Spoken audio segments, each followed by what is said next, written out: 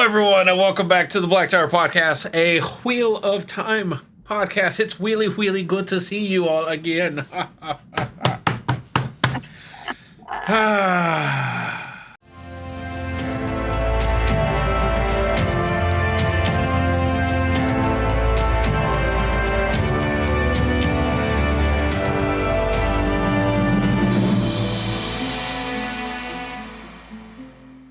I'm Andrew.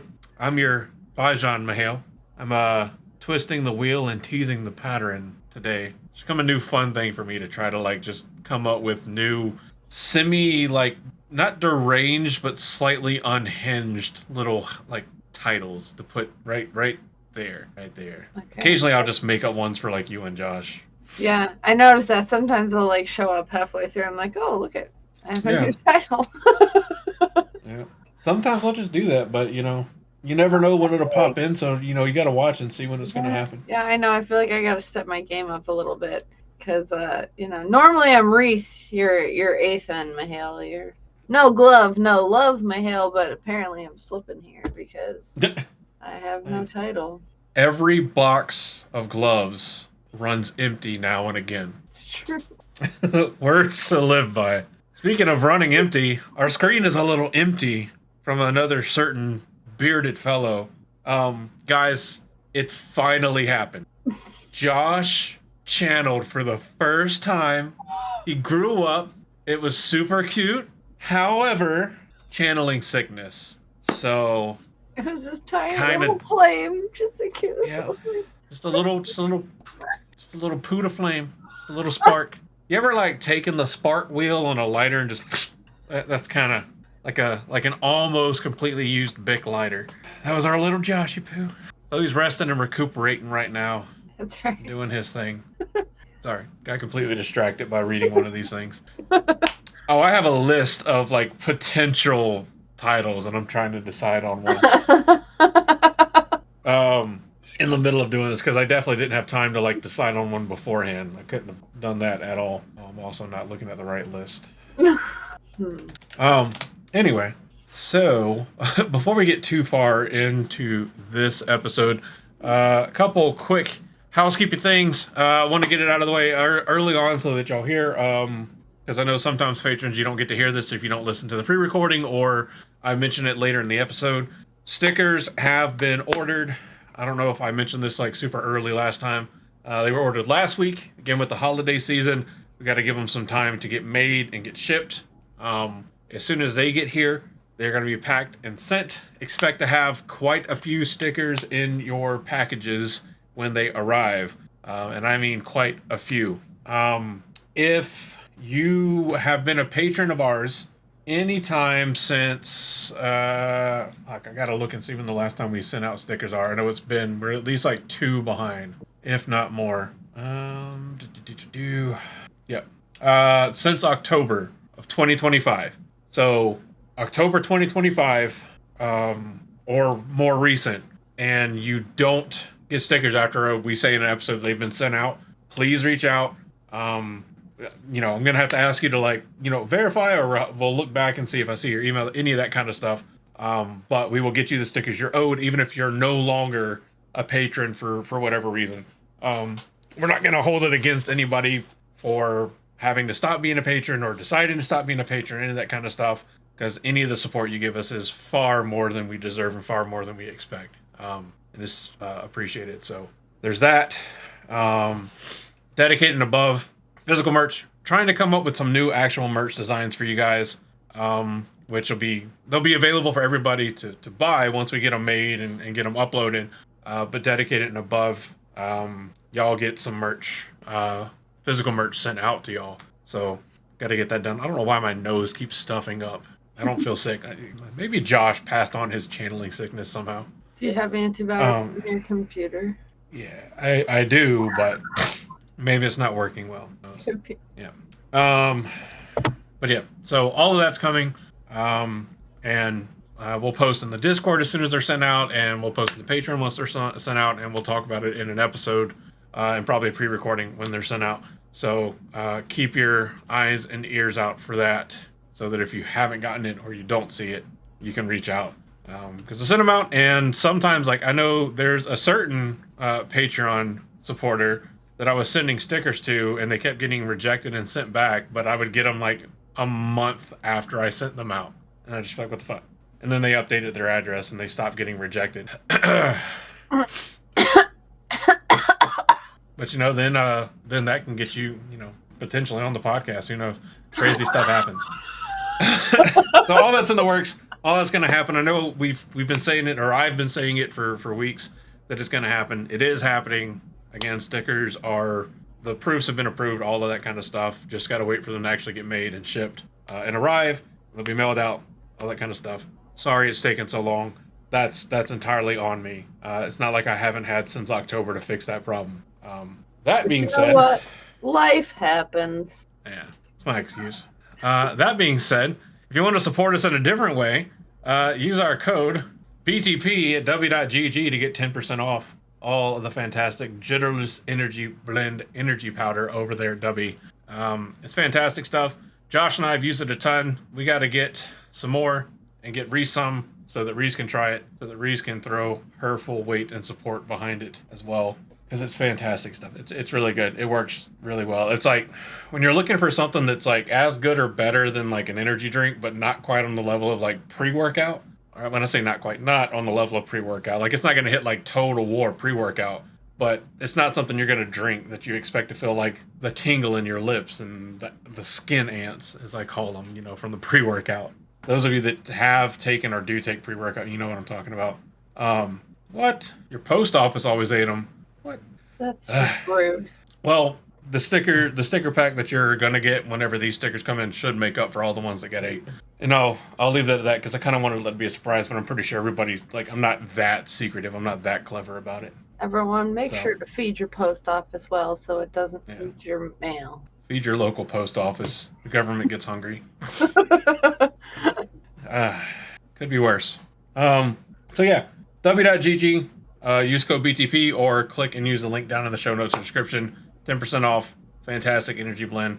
We wouldn't recommend it if at least 2 of the 3 of us hadn't tried it and felt that it was actually like good and a decent value for what you're going to spend on it, even with the discount. It's not.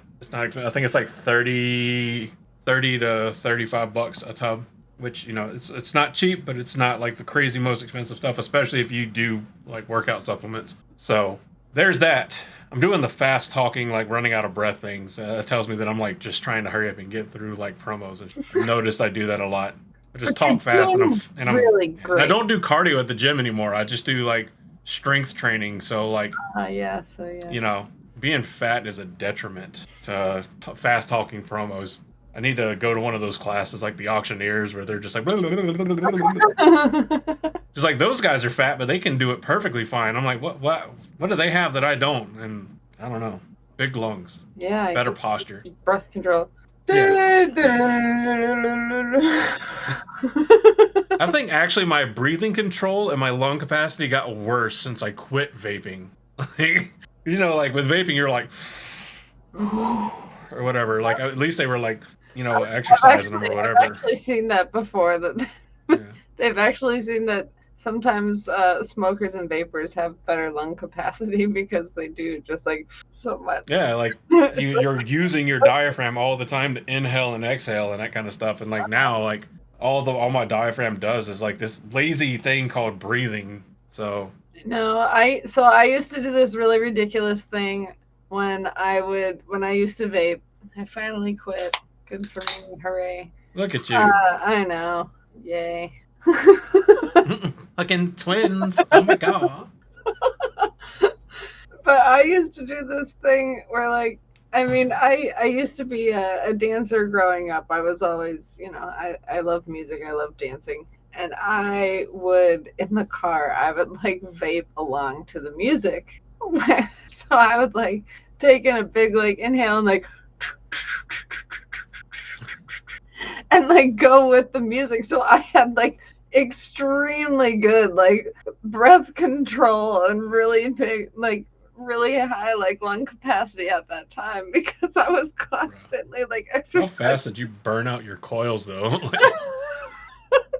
Pretty fast. I used like high sugary high sugary stuff too. So yeah, Oh yeah. pretty quick. That I used to do, like, I got so into it at one point that, like, I was like winding my own coils and Oh, like calculating the wraps and like, re-wicking my own shit and like blowing like massive clouds and stuff with it. I was using like mech mod, so it's just straight battery connection. You just have to get used to the pull to know when the battery's dying, because you can over pull and the battery will fucking detonate. Like all that kind of stuff. And then I got lazy, and then the last ones I got were like the little one hitters, because I was like, I'm gonna quit, and I kept getting one hitters, or the disposable ones. I guess it wasn't like one hit and then you're done, unless you had like crazy lung capacity. But what ended up doing it for me is I always did pre-built. I never built my own coils, but I kept like stepping down like the nicotine, and the difference between like the lowest nicotine level and zero nicotine, like the flavor was so bad when you went to zero. oh yeah, Completely changed the flavor of the juice, where it was like you had this juice that was really good. It had a lot of flavor. It was like, it smelled good. It tasted good. It was fun. And then you went down to zero and it was just like, what is this? oh yeah, I don't like horrendous. it. And it was like, that's what ended up making me quit. I was like, fine. And then like the brand that I liked stopped making my juice, and I was like, whatever, I don't care. Fine, I'm done. But I got up to like trying to blow 25 milligrams salt nick. Which was nuts. Like the first time I hit it, like I was dizzy for like 2 or 3 minutes, and then it got to the point where I would feel it first thing in the morning, and then like the rest of the day it was just like whatever. So I actually quit right before the first WatCon to be healthier, and then I was sick.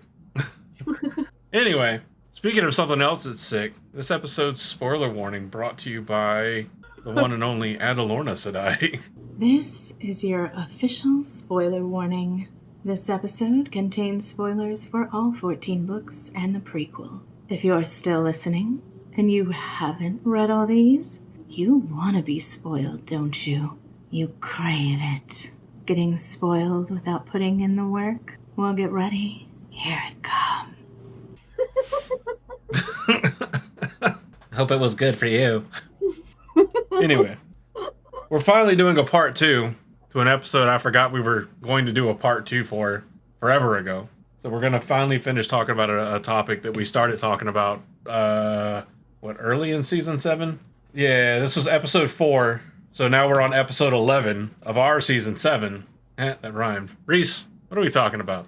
We are talking about Rhuidean Part 2.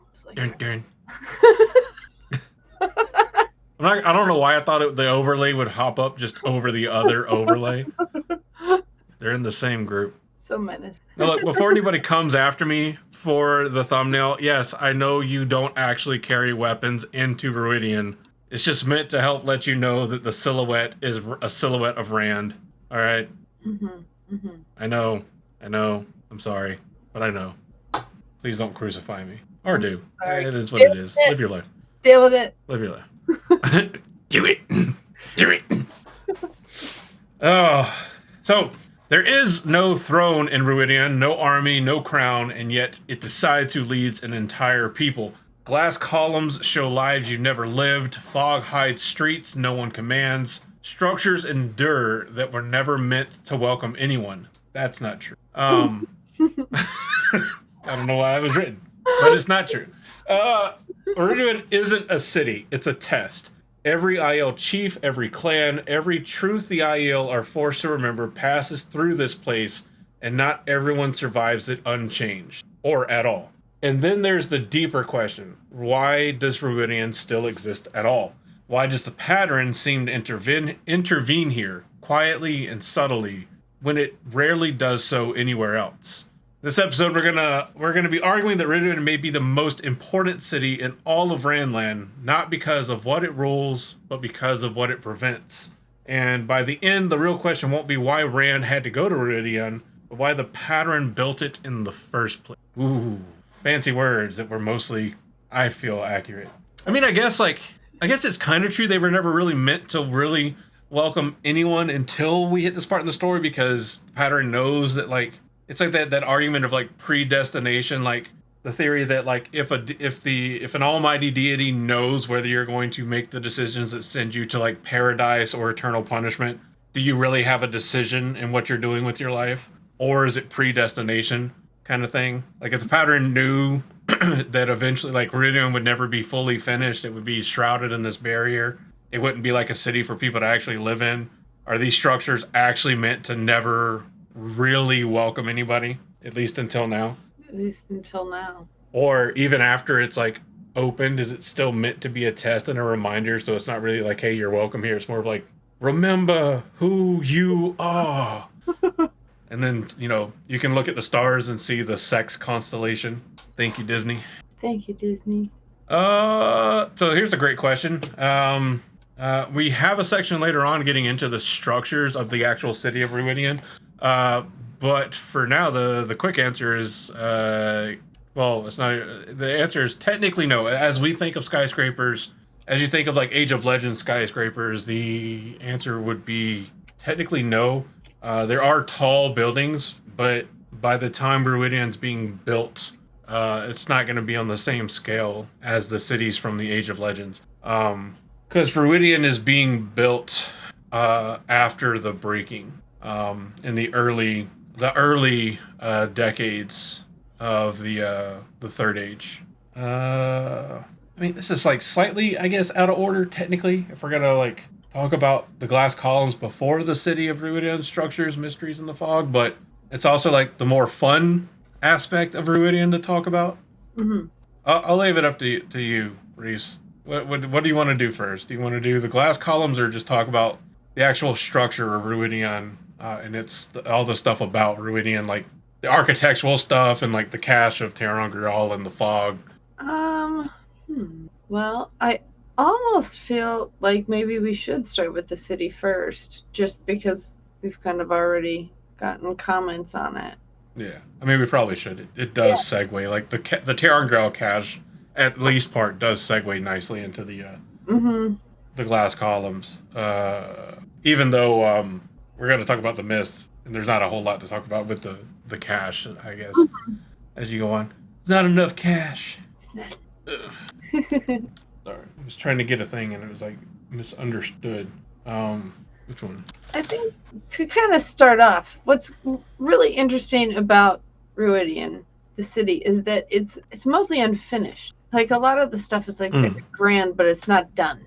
And so I feel like that kind of adds to like the mystique of it, where it was like, oh, they never really got to finish what they were doing before whatever happened to kind of bring about. It's almost like it was an abrupt thing where they were still working on the overall plan and it never fully came to fruition before like the plan needed to be enacted. It's almost like that. That's kind of what it seems like. Yeah.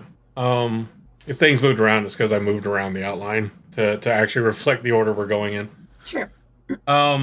So yeah, a lot of the buildings and stuff are unfinished. So the last time I know we talked a lot about how like the Jinn or the Daishain and eventually the Jinn Aiel wound up getting to this location to build Rhuidean, and you're kind of getting to the point where some of the Aes Sedai are like, they know they're in their last years or decades of life.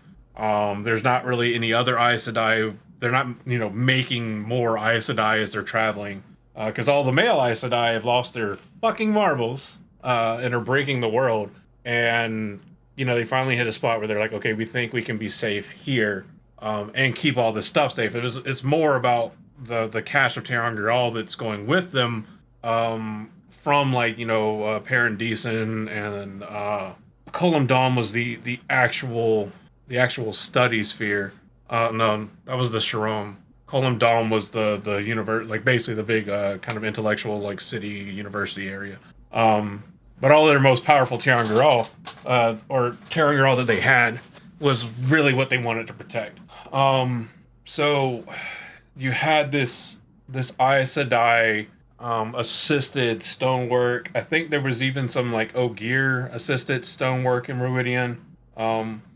But it's almost like those old like ship ghost stories of you come across the ghost ship and you find like the captain's table is still set for dinner with meals half eaten, kind of thing. It's as if everybody got up in the middle of a meal and left. It's the same thing here. Like there's like tools and like bits and bobs for construction and scaffolding like still up and all over the place, just kind of abandoned in place, right?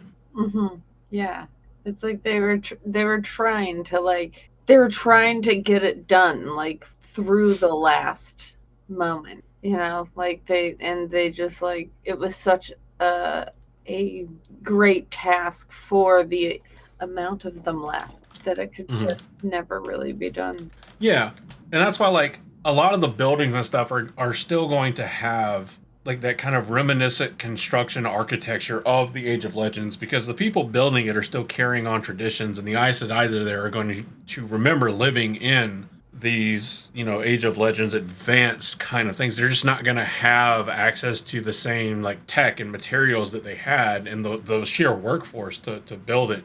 But also like just like Colum Dom and the Sharom were built for research and learning purposes and experimentation purposes in the case of the Sharom, and like Paradisen built to be like a center of governance and basically like the capital city for at least the Westlands, but basically the world under not Ultra Hawkwing, Luce Theron, and Latra, and the rest of the Aes Sedai.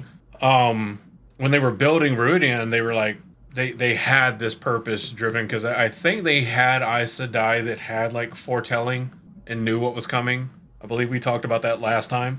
So they knew kind of, or at least had hints at what was going to happen. So it was designed to be like a city that was going to be a trial for anybody else that would come to it. That was meant to like hold on to memories and guide people, to give them like knowledge of the past, and make sure that they were worthy of it. And the cache of ter'angreal that was there is kind of like a part of that knowledge, but also a massive like tool set for anybody that comes in and can accurately discern that they are, for one, any kind of angreal, but also like what they could be used for, which ones are dangerous, which ones aren't, which ones are useful, and honestly just which ones aren't, because there's definitely ter'angreal that people made that just isn't useful in this day and age. Like, oh, this one will tether my show wing to the ground. Like, that's kind of useless in an age with no show wings, But we do get the point where the Jin Aiel collapse as a society, right? Despite like the split, and you have the warrior side of the Aiel culture, that's the Aiel we know now, and the Jin Aiel that are still trying to hold on to the last dredges and remnants of their Age of Legends culture, that they are just progressively getting whittled down and whittled down and whittled down until they are essentially killed, scattered, or otherwise just incapacitated and basically driven out and away from Rhuidean. Which is almost... And I would imagine this would have happened after some of the last Aes Sedai that were there had probably passed away after they had erected the big mist fog barrier. And I think it's kind of interesting that the Jin Aiel and the new Aiel, they kind of have this basis in being very proud and also very stubborn. And so it's funny in that, like, in this moment, it's almost like what fulfills this prophecy. Like, they are a self-fulfilling prophecy, because they are both groups are too proud and too stubborn to do anything but let the other die out and or finish what they're doing without giving up their task. Like, it's just that they can't leave their own path. They've chosen it. That's what they are now. That's what they stand for, and they can't leave it. And so it's funny, and I think it's even interesting that like the Aes Sedai kind of foresaw that and were able to like make sure that the prophecy lived on, even though these stubborn people wouldn't talk to one another. Oh yeah. I mean, so you also have like the wise ones who are aware of the history, and at this point they kind of like are aware of the promise that wasn't kept, right? Well, not kind of. They know. I would imagine, like, unless they were like, well, every one of the Aiel that's an actual Aiel has a lineage that goes back to this era. So they're all all the ones that become wise ones and all the ones that survive the test for chief and wise ones are gonna know what happened, at least to some varying degrees, and they'll discuss it between themselves. The wise ones are gonna know that there's objects of power there, that part of their charge is to keep those safe, and so they're gonna want to also restrict access to Rhuidean to help continue to keep those things safe, whatever they may be. But it's also interesting that like they're not really fucking around with them either. For all the bravado amongst the wise ones and all the confidence in their abilities, I think it is interesting that the wise ones are like, yeah, we know we're there, but they belong to the Aes Sedai. We're just not touching them. We're not fucking with them. And it's like, on one hand, respect. On the other hand, like you're not touching any of them, like at all. Like, I mean, maybe that's why Savannah is so like fucked up. I can't remember if she's an actually tested wise one or just proclaimed herself one. Because I feel like both her and Couladin were all fucky. I was gonna say, I want to say she was kind of proclaimed. I don't think she went through the same channels as everyone. I don't know. Either way. I'm sure of that, though. Either way. My memory on that is foggy. Because, like, the most notable thing as we first get introduced into Rhuidean is that, like, it's in, like, the most you can't see through, like, made me think of, like, a snow globe, right? But, like, one that's constantly shaken up that you can't see through. Yeah, like that, but like a dome. Like a firmament of sorts, if you will. For those of you that know what the firmament is. And no, I'm not buying into the conspiracy theory shit about it. I don't want to break it. I don't want to break it. Yeah. Just don't try to visualize, friends. Don't try to turn your shiny Fajini into like a firmament. But I mean, other than the fact that like it's perpetually there day and night every day and has been for centuries at this point in the desert, surprise, it's not a natural fog. There's not like a natural phenomenon happening in Rhuidean that causes it to be there. Because it's always there. It behaves the same way, has for centuries. It's only around Rhuidean.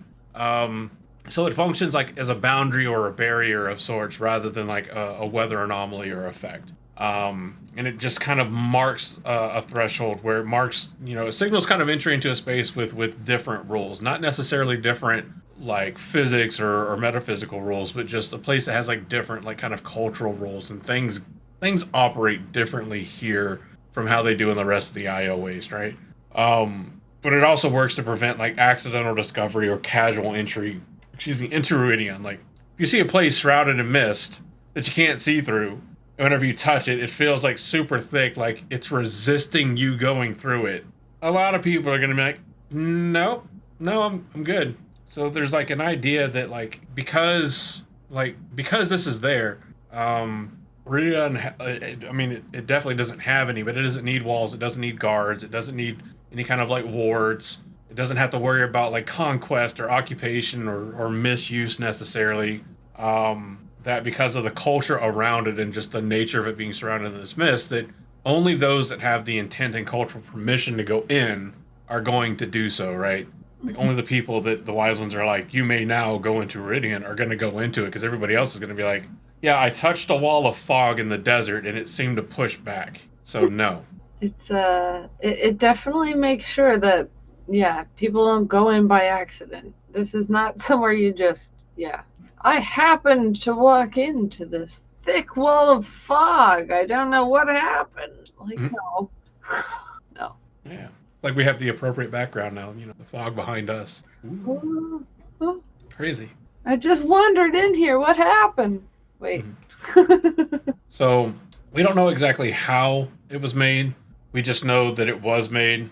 We know that it was made by the Aes Sedai to serve these functions kind of as like a barrier of sorts, as a way to kind of keep Rhuidean kind of sectioned away and add a layer of safety for Rhuidean and the objects held within, that it itself is stable, self-sustaining, and low intervention. By nature, it doesn't really do a lot on its own other than, just the kind of more like a psychological effect than anything else. It resembles some like passive like ter'angreal and stuff that are hinted at from the Age of Legends, but we don't ever see one that appears to be the feeding force for this. And so all this lets us know that it's a deliberate thing. It's not just a side effect of something else in Rhuidean. But this acts as like a cultural reinforcement for the Aiel and their process for choosing their leaders. Reinforces this taboo that you can't go in without permission, which by nature winds up kind of acting as a natural barrier and protection for the city's like inherent political authority amongst the Aiel. And we kind of get some like metaphysical significance with it because it's kind of similar to pattern marked boundaries elsewhere.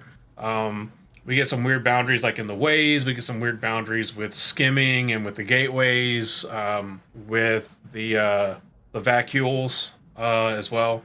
So it kind of like has a little bit of semblance to that, where almost like stepping through this boundary puts you in an almost different world or different environment.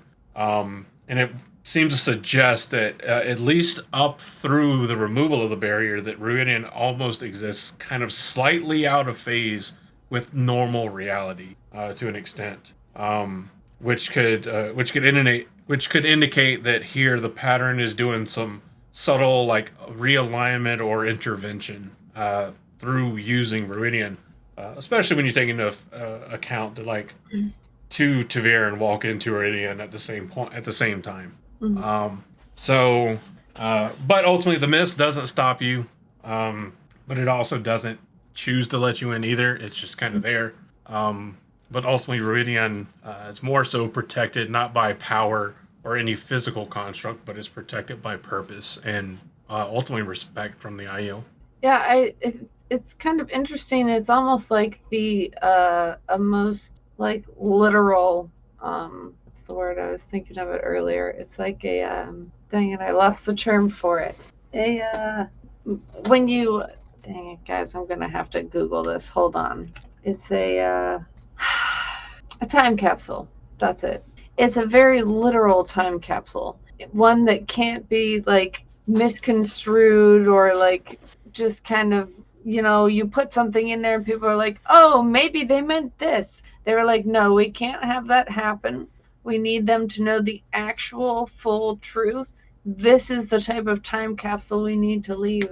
And it's just, it's kind of interesting where it's like the ultimate one power time capsule where it's like it gives every person their own personal time capsule. And yeah, it's pretty cool. It makes you think. Like it forces you to take it seriously as opposed to just being another trial or oh, it's a this, a that, it's something that forces you to deal with the past that like it's I mean, let's just think about some of the stuff that Rhuidean like holds, right?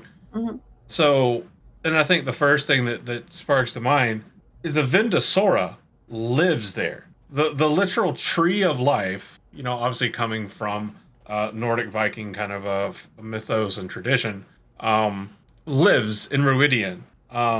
Which, taking a cutting from a Vendosora and making a Vendosordera, I think was the name. It's a derivative of a Vendosora, but the cutting that was given to Camelin that gave birth to King Lamenson. At some point, the entirety of the Aiel just had to take all of the wise ones for, like, at their word. Like, hey, this is a cutting of the tree of life that we took out of our most sacred, like, it's almost like a religious, like, kind of center city, the fervent respect given to it. We gave it to them, these wetlanders, these people blessed to live in a land with abundant water and trees. They had all these fucking trees to cut down, and they cut that one down, and they made a chair. So he's sitting on it. Like, I don't think anyone really ever really blames the Aiel for going fucking batshit over it, because it's a really massive dick thing to do. And if he hadn't done it, Avienda wouldn't have had a really cool gift to give Rand with some history to it. We know how much Rand loves history. So there's that. Like, hey, here's the sword hilt of the guy that we like massacred wetlanders from the spine of the world all the way to here because he made a seat out of a tree. But so it's got that.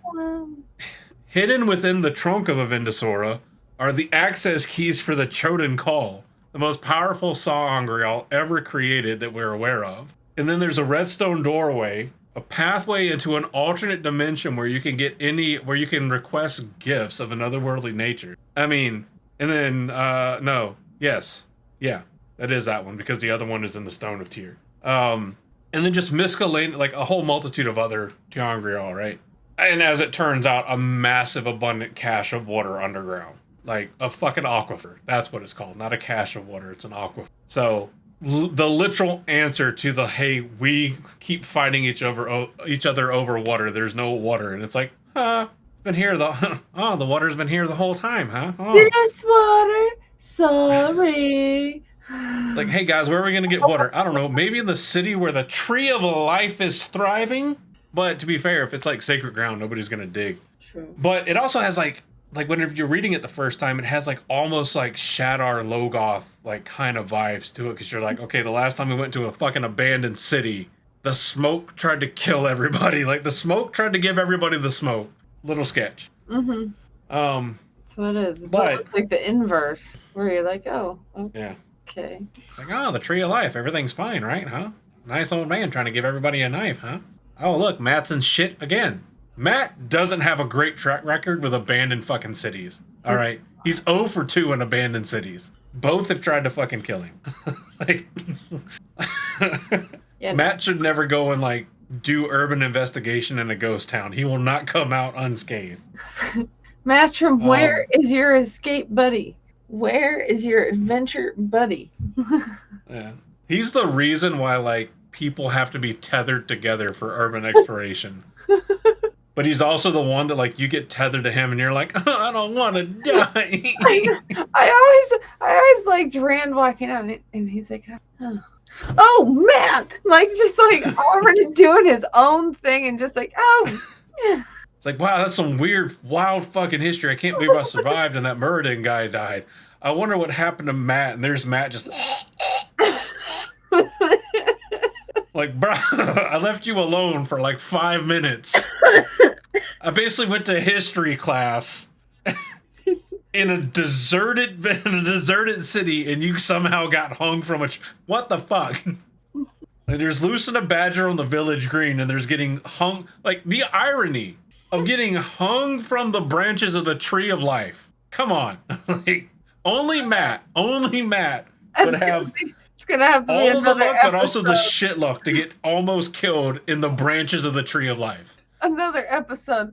The experience inside Rhuidean versus the experience inside the Twisted Door frame. Which is worse? Bruh. Oh, speaking of experiences inside of things. Stay with me now. Stay with me. Don't be rude. The glass columns. Oh, Reese, I want you to take this one away. Oh, You got it up, right? You're able to get it up, perform the glass columns. You know, these big, hard, long, girthy structures.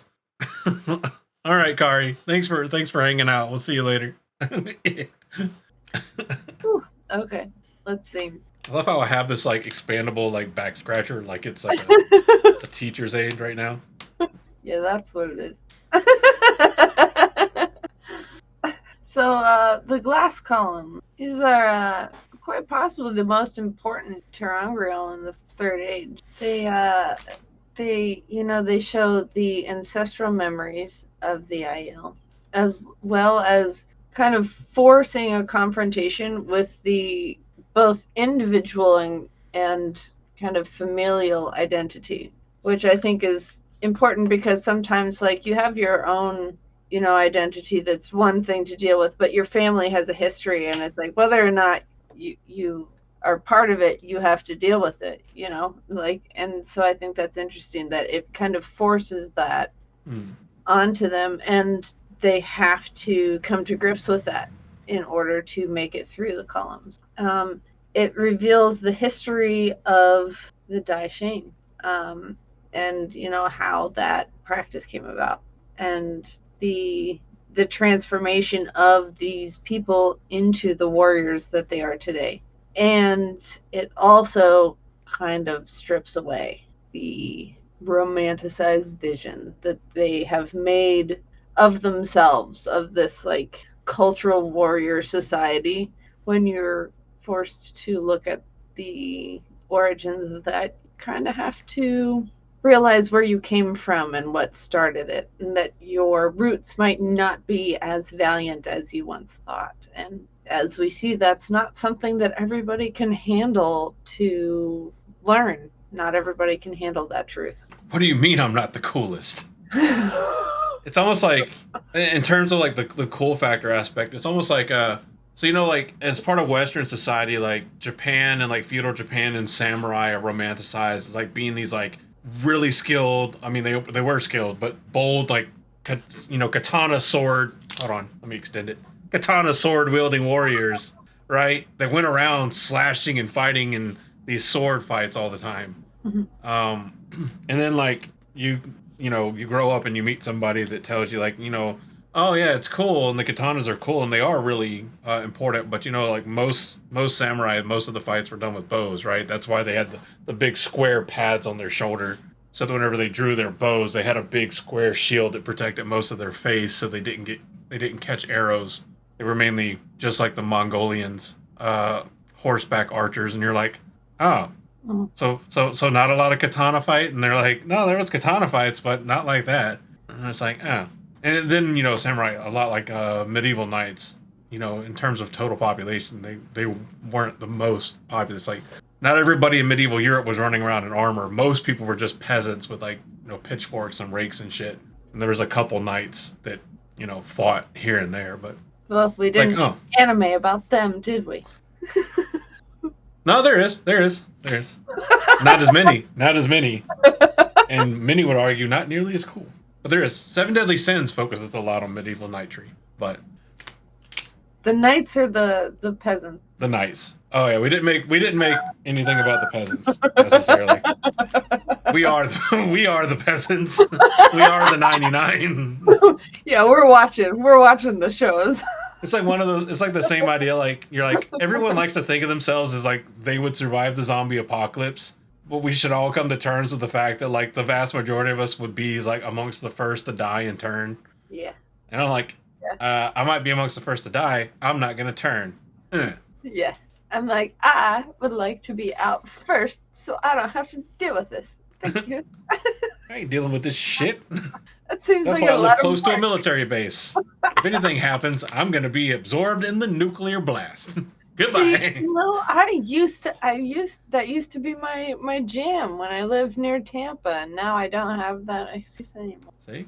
I know. I gotta reassess my values. I'm gonna eat like a whole bunch of I'm gonna just swallow a whole bunch of popcorn kernels. So they just pop. It's gonna be great. Anyway, the glass columns are far less morbid. Oh god. Make it through them. I mean, far less morbid for Rand than they are Muradin. That's true.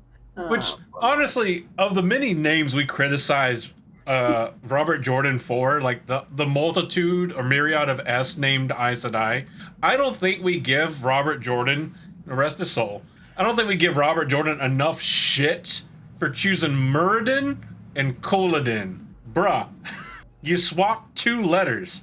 Especially when Moradin comes later. Yeah. Come on. It sounds more like a drunken stammer than an actual intended name.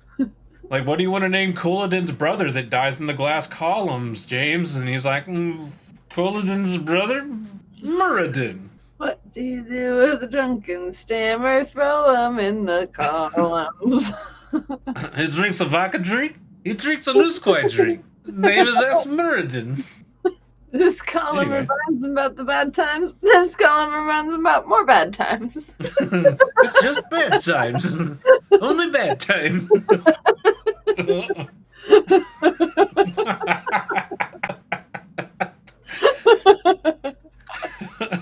Oh.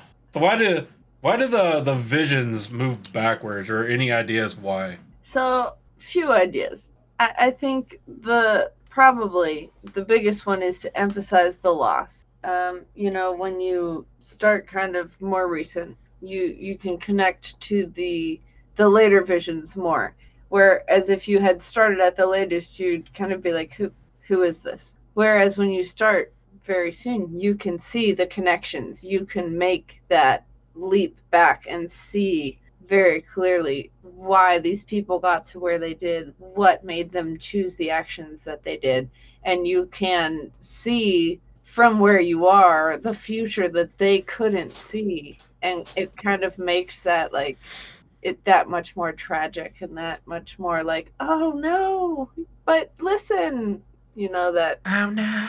Oh no. We used to be peaceful. Why Oh not? no.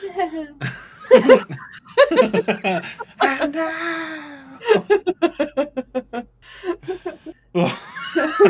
What was his name? The dude that saw like the first fall of the Gen Aiel into violence and was just like, you've committed an atrocity, you can't come back. Just rescript, and it's just, oh no. I don't recognize you, stranger. He looks at his friend. Oh no, You just committed violence. Oh no. I didn't mean to stab him. He fell on my spear. no. It was just supposed to be the tip. Oh no. Do you think part of it too is just to like, because you're moving back, like you can more easily understand the progression because it's more familiar to you as it moves back in time? Because it's more similar to you as it starts off, like from Rand's perspective? Probably. I think that probably has to do with it. If you all of a sudden jump to something very far in the past that doesn't even remotely resemble something he's used to, it would seem extremely foreign, like a random just vision out of the blue. But when you have those like building blocks, it's like each one kind of has the pieces that kind of link it together to make it more a storyline, as opposed to just like, here's this crazy thing that happened, care about it. They rode on a horse made of metal. It was fucking weird. It had rubber hoofs that spun around. But the visions, Little like sound. like the old Model T. That was a show car. It was just the Model T. The visions are like onions, and onions are like ogres. They have layers.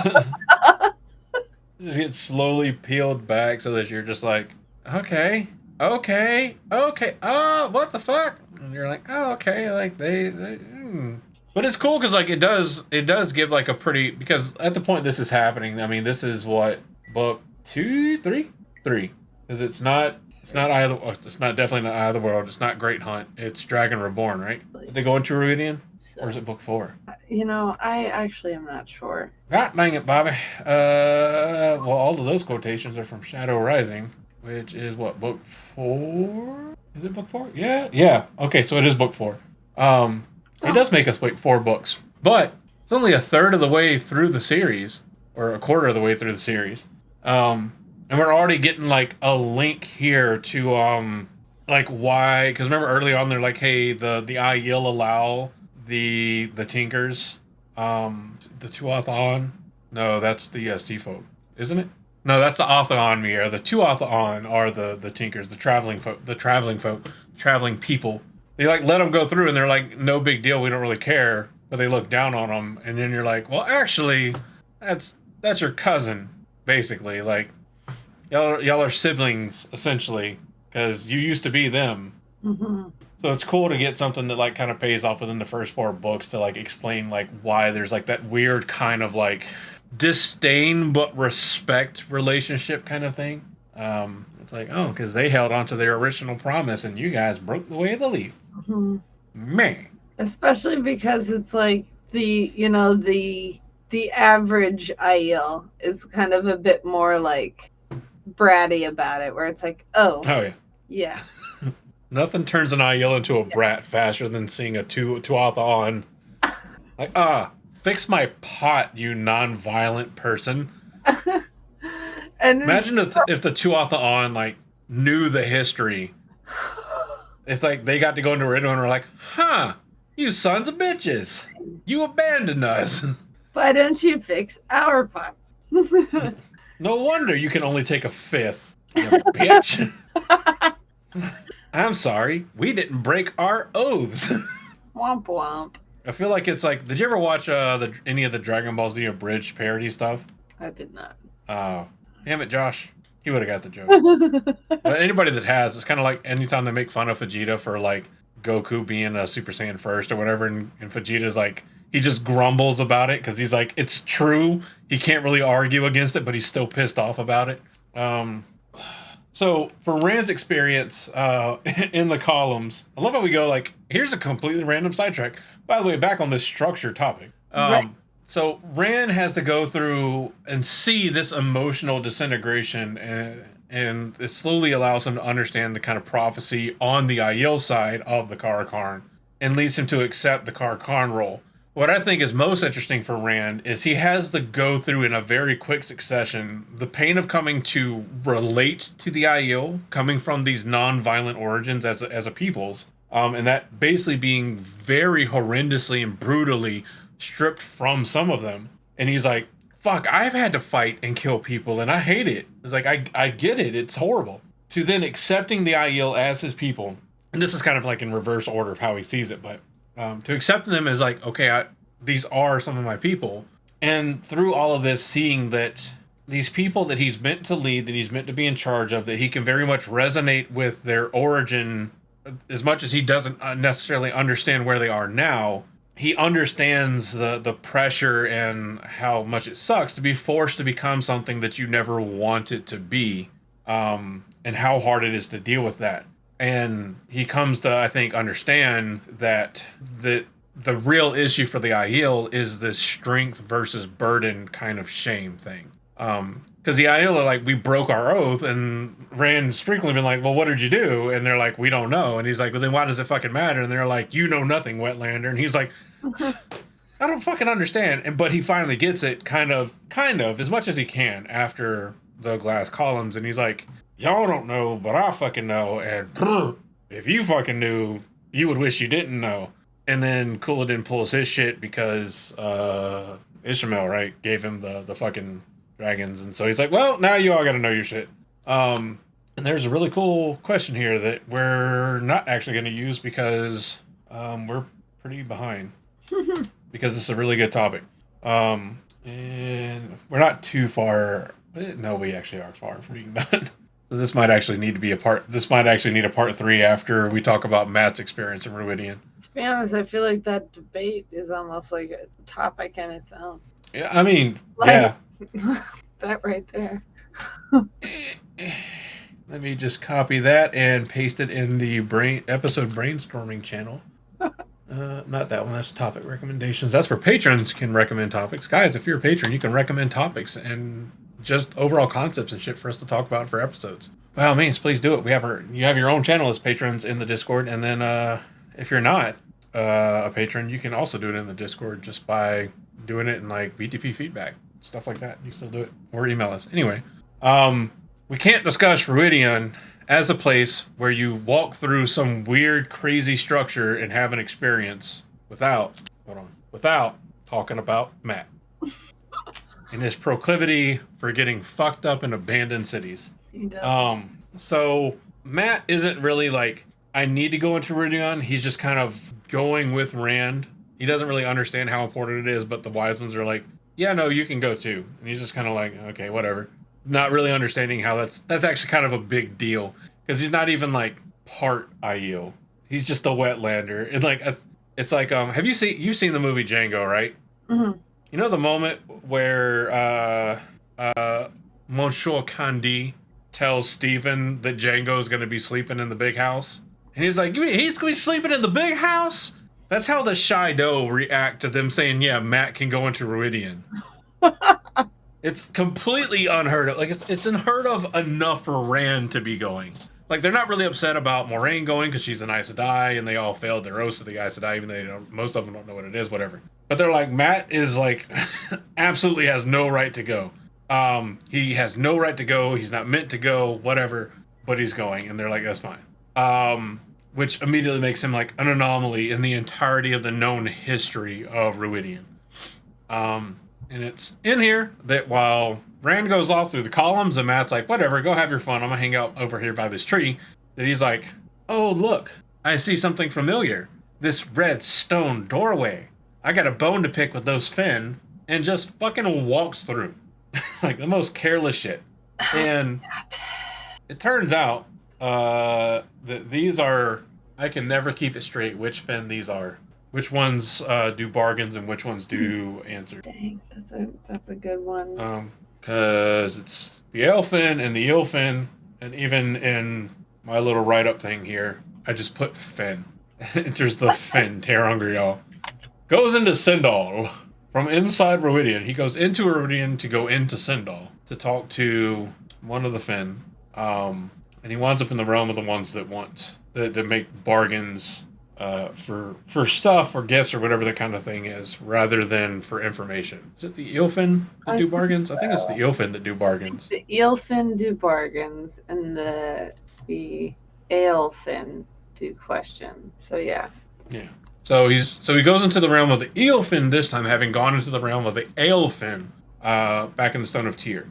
And because he's here, he's asking questions not for bargains, and he's violating the rules. And they're like, this isn't how this works. So he makes basically his request that he wants these things, but he doesn't set the price, which is a part of the bargain where he fucks up. So there's unintended consequences that he doesn't understand. So he gets returned to Rhuidean near death, hanging from his scarf, or a scarf, from the shaft of the Ashandere, from the branches of the Tree of Life. So it's a bit of a mirror between the mythic concepts of sacrifice and rebirth, and visually parallels Odin's imagery, knowledge gained at the cost of the self kind of thing. But because he's back in Rhuidean, there's a concept maybe here that the pattern is what saves him through Rand, because the pattern requires him to survive. Because there is an idea here partially that his survival feels a bit enforced, not earned, because he doesn't set the standard that he get returned alive. So why would the Eelfin return him near death to hang from the branches there, when they could continue to feed on him and him just die there, like they do to or they're trying to do the land for Moraine. It's a little maybe weird, but this could reinforce the idea that the Rhuidean doesn't allow accidents, only outcomes, and that Rhuidean is kind of like a place where the will of the pattern and the pattern's influence on events, or the pattern is events, but you get what I'm trying to say, is like the thinnest. Almost like, ter'angreal is the place where all dream realities or all realities converge the closest. Mm-hmm. So there's that. He also gains knowledge without understanding here, because he gets answers to his questions, even though he really shouldn't have gotten answers from what he was trying to do. But he can't really interpret them correctly, at least not at this point. And this is kind of foreshadowing later on for his memories as they come to more light in his role ultimately as a general in the Forces of the Light, his general as a member of the Man of the Red Hand, and then ultimately his role as the Prince of Ravens. But for him, even, this knowledge becomes a burden, not empowerment, which kind of mirrors what the knowledge from Rhuidean is for a lot of the Aiel clan chiefs, wise ones, and Rand. But ultimately, go ahead. Sorry, I was going to say, you could almost argue that the pattern is interfering as his, as him being Ta'veren, where it's like he asked questions at a time he was supposed to be bargaining, but he asked the just correct questions to create enough of a loophole bargain to get what he still needed and not end up dead, where it's like everything he said, it was like they were able to give him just enough of what he asked and still give him enough to make it out alive, because he's Matt and he's Ta'veren. And yeah, I think it's an interesting, the pattern needed him alive, and so both the responses might have been warped, but so were his requests. Where, like, maybe he just, like, worded them just correctly enough to... He's just wrong enough to get a right answer. Yeah, there you go. Yeah, you like that? What do you think about maybe the idea? So, how familiar are you with some of the concepts of Catholicism? Fairly familiar with. So, you know, like how the whole concept of like praying to saints is that they intercede on your behalf? Mm-hmm. Do you think that perhaps the pattern was interceding on Matt's behalf in the bargain? And that's why he was able to squeak out just alive enough to be saved? Perhaps, but... And that's where I feel like it's kind of like, was it the pattern acting, or was the action the fact that Matt was already Taviran? His actions were already going to warp in a way that he'd end out on top. Because even before that luck, the Taviran, you know, that has a bit of luck to it, no matter, you know, which of the characters is using it. It gets you to places you need to be. It makes you say things and do things and makes people react in good ways and makes people respond, or makes people respond in good ways. And so it's like, did the pattern have to intercede here, or had it already done so by Matt being Taviran? Well, they're not always good, because when Rand is running around, some people have really negative effects. That's true. By Taviran being around. But also, who's to say that the bending of the pattern isn't the pattern interceding? I feel like we got a chicken egg situation here. We do. Because anytime we see the pattern or the creator interceding, it's always like these more subtle nudge type things, right?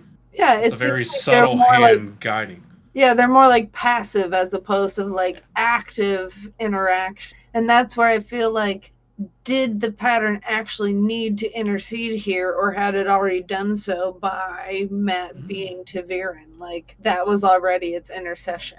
Matt was going to word it correctly, and the Finn were going to respond correctly because he's already Taviran. So he already has the get out of jail free card. What if the pattern's intercession by way of him being Taviran was having him encounter the doorway in Rhuidean, where he had the advantage, rather than having him not encounter and go through it later on after it leaves Rhuidean and he maybe doesn't have an advantage? Or somebody there to help him out after.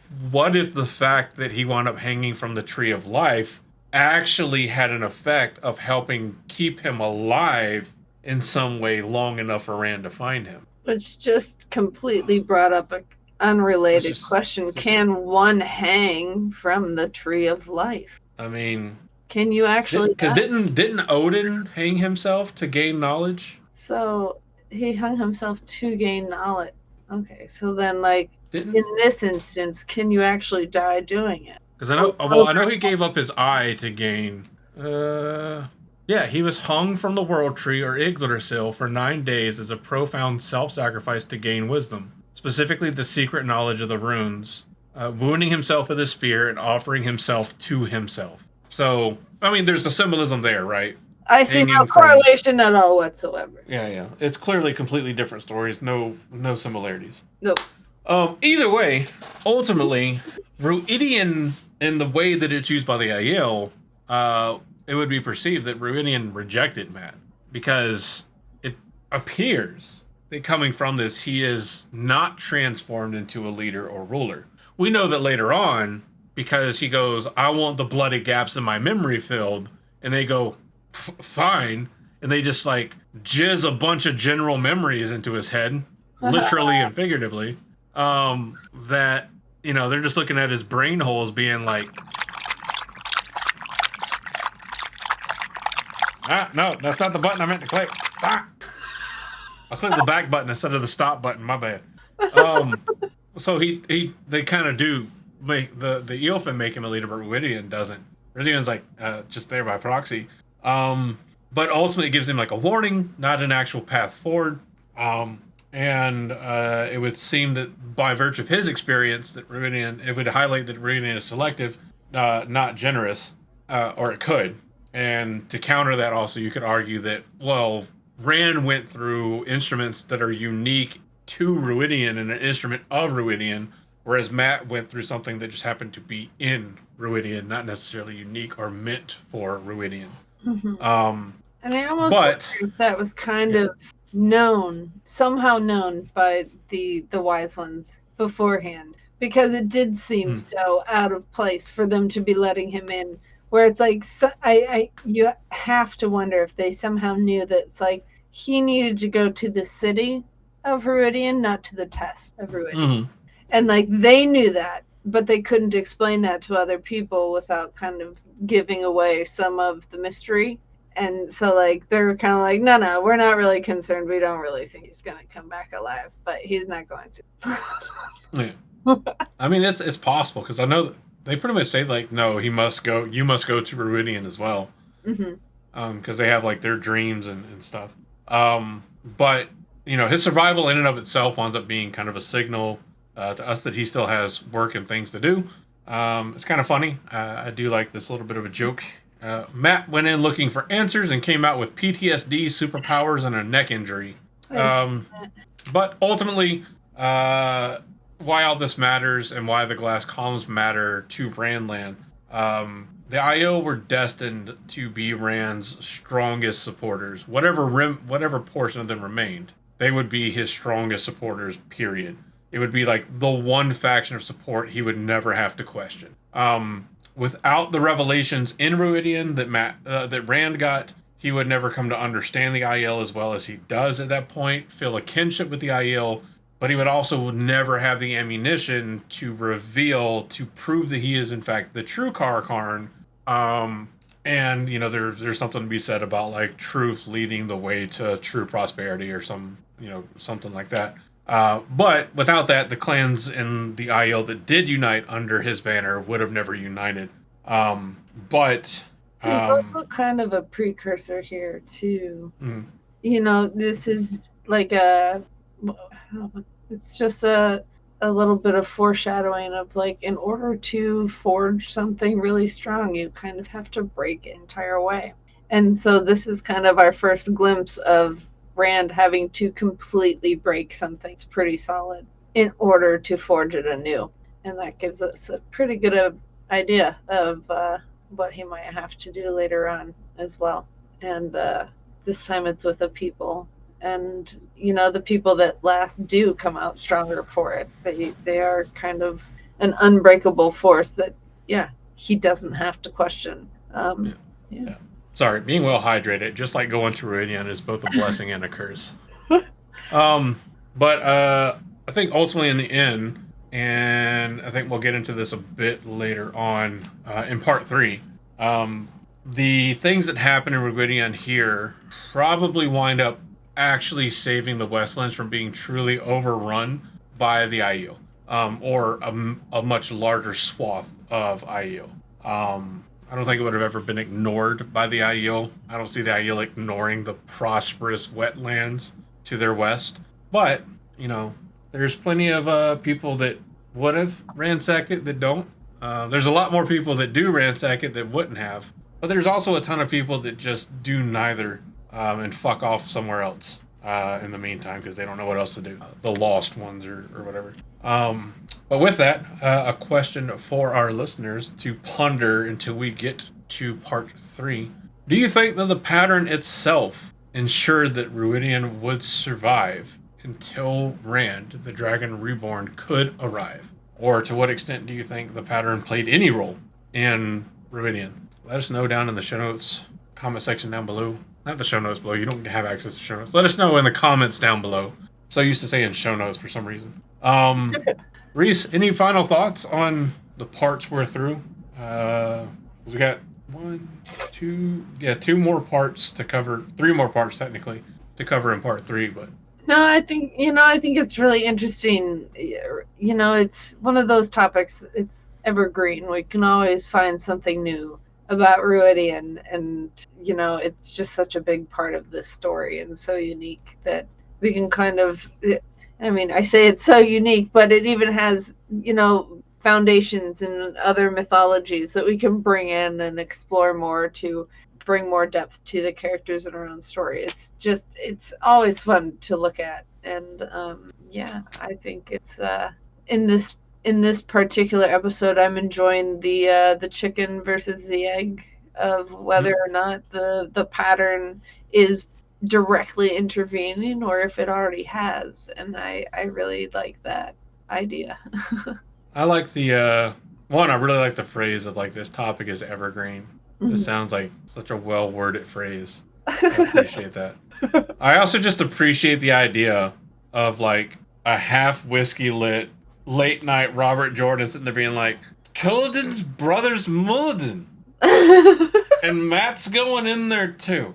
And you know what? He's gonna cross the dragon wall, and then he's gonna cross the barrier to Rhuidean, and just when you thought he was done, he's gonna cross the doorway to the other fen. And what if he almost died in the tree of life? We'll just make him straight up. We'll just make him straight out. This is third age Odin. It's fine. It's fine. Nobody will figure it out. So wait, is Perrin like his son? No. I mean, kinda. No. No, but he is better with women. I thought you said Rand was better than women. He is. Yeah. I thought Rand said that Perrin was better with. They are. That's awesome. They're all better with women than the other one. God, fucking stupid. Must speak in a foreign language. Stupid. Obviously, Rand's the best with women. Obvious. Well, because Perrin is just stuck in his toxic shit, and Matt is Stockholm syndrome. And Randland at 3. Randland at 3. Yeah. So yeah. A noble, an Aiel wise one, and someone that could see the future. The Holy Trinity. Stayed with him, so definitely good pick. She's like, I know this shit's gonna get fucking crazy, but I can't resist. All right, y'all. Let us know what you think about this part so far. We'll get part 3 scheduled on the books. I'm looking at the schedule right now. I'll put it somewhere right here. And part 3. That takes us into like the middle of February. Look at that. Let us know. What do you think about Rhuidean? Do you think it's the most important city in Randland? And why do you think it is or isn't? Let us know down in the comments down below. Thank you all so much for listening. I have been Andrew, your Bajan Mahale. I've been Reese, your Aethon Mahale. And we will see you all again next week, hopefully with our Sword of On Mahale. Hopefully in full force. Oh, no promises. Happy New Year. Oh, yeah. Happy 2026. This is my new year. It is pain in my assholes. Goodbye. You've been waiting for this moment, for this feeling to grow. In the shadows, always watching, always running the show.